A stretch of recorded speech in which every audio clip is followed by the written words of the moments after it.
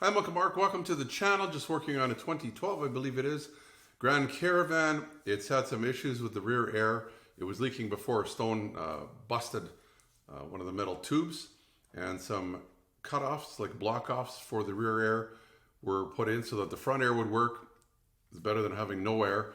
And later on, they started leaking as well. So I'm going to put some different types of block-offs or cutoffs or ends so that the front air can be working again. I'm going to show you how I did it, and this may be something that you might want to try yourself after you find out that your rear air is not working. Especially if you brought it to a shop, they've already evacuated it, they've pressure tested it, there won't be any Freon or anything in it, so this might be the time to do it. Otherwise, you can always get a shop to do it, but at least you know what they can install, or you can make the suggestion to them. I'm going to get right to the video. Watch it right to the end in case you're willing to try it. There's some tricks to it, and it may be, your skill level, it may not.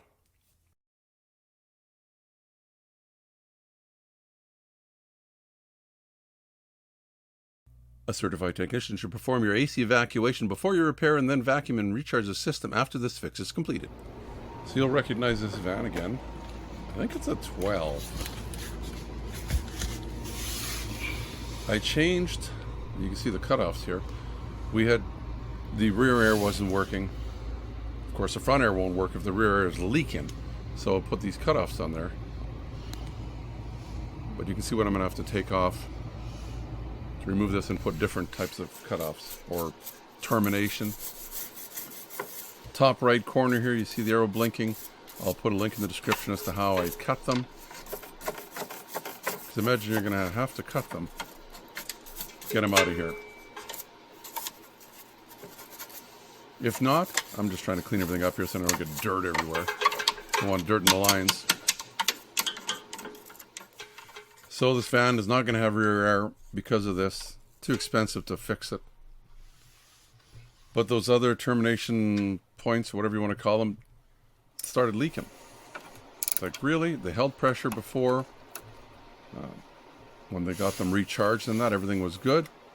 And then it started leaking. Not really sure why. So we're going to do a little different type. I actually like this idea better. These are tight. I didn't want to break anything.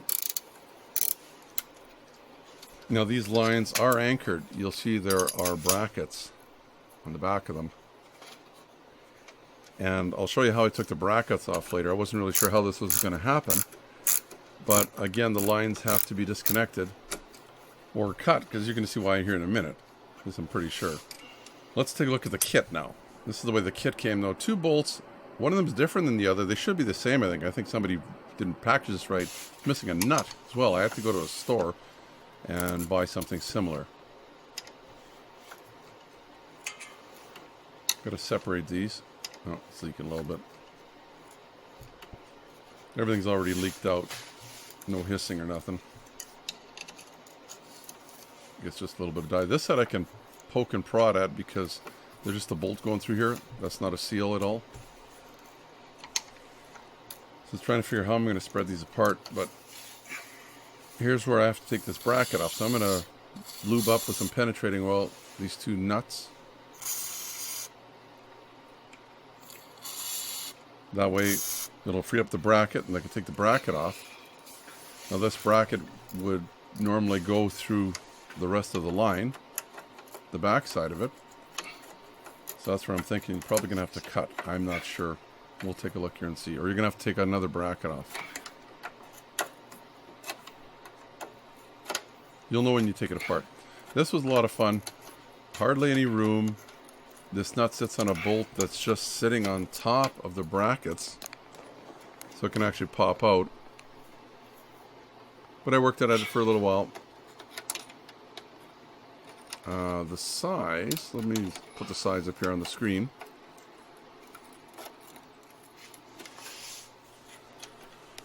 And I was able to get it out with a bunch of dirt. Van's on a lot of gravel. That was the problem before. It actually, a stone hit the line, metal line, and made a hole in it. Further back, and the line can be kind of expensive. So you see how the back line goes through this bracket here. And this thing just didn't fall out. So that's where I'm thinking you're going to have to cut it.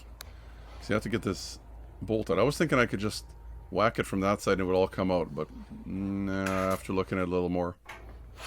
So you see this bolt here. It's held in with some splines. I'm hitting it pretty hard. Trying not to hit my fingers. I can't see how you're going to get that out without having the line cut. Got to cut the right side of the line, right?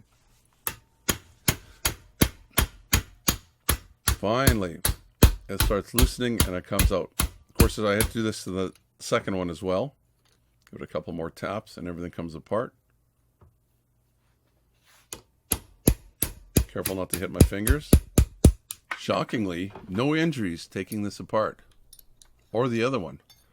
So you'll see how that comes out. So I have to take the other bracket off as well. They are two a little bit different brackets. I don't think they're really, you can't really mix them up, I don't think. But take a look at them. Maybe do some pictures, some recordings is always good.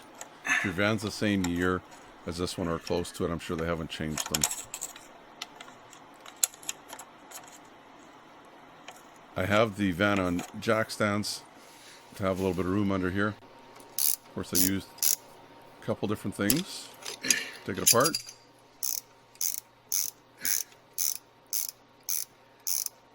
Now this bolt is held in with a spline or whatever. There's no nut on the other side of it, but it's going to have to be removed for the new one.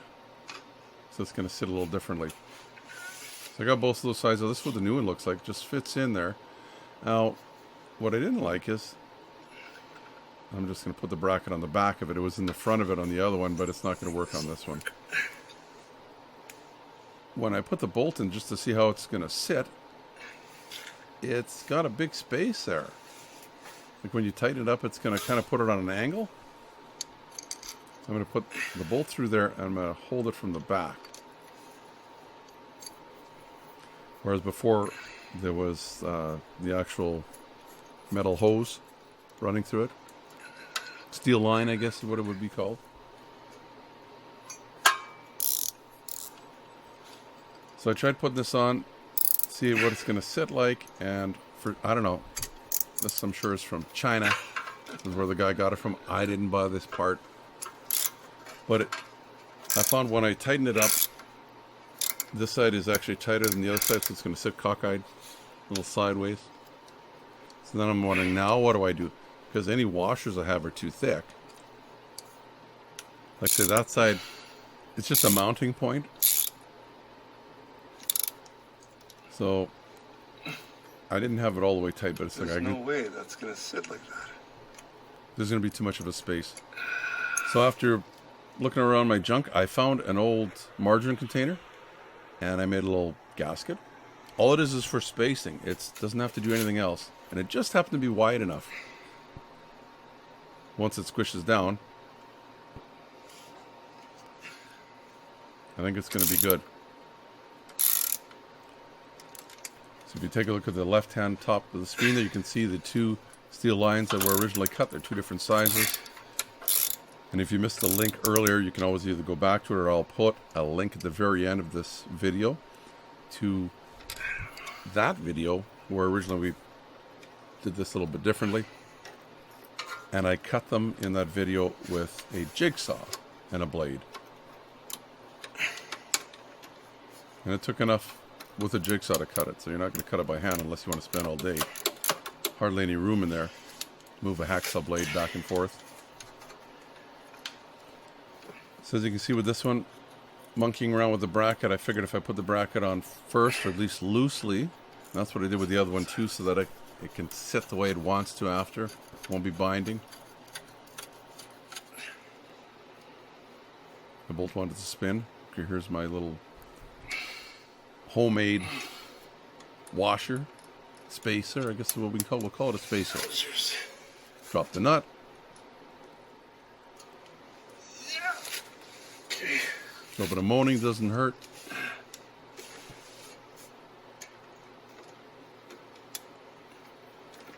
Like I say, for some reason this kit, I don't know if somebody didn't put it together right, but it had the wrong bolt and nut in it. Should have had two of the same ones as far as I know. In fact, the bolt that they supplied, the second one, that I'm saying is wrong, it wasn't even long enough. And that's that. It just basically terminates the lines or stops them, caps them off is another word you can use. And then the front air system can work. You're not going to have cold air in the back, but depends on how much you want to spend. So that's going to do it for the video. Hopefully it was of help. Maybe it helped you save a few bucks, or at least give a shop an idea how you'd like them to fix it without spending the big bucks having the rear air working again. If you like the video, please give me the thumbs up. You can subscribe down in the corner as well. Plus, since you own a Grand Caravan or maybe the Town and Country, I think this applies to the Volkswagen Routan right here. Playlist to those vehicles, and maybe some more videos that can help you save yourself a few bucks. Until next time, I'm Uncle Mark saying bye-bye. You and your family stay safe. Remember to be safe. Your safety is your responsibility and should be priority number one. Also, give me the thumbs up if you like the video. Plus, please subscribe and you'll get all the notifications. It's easy. The little dog will show you how. Ring the bell. Ring the bell.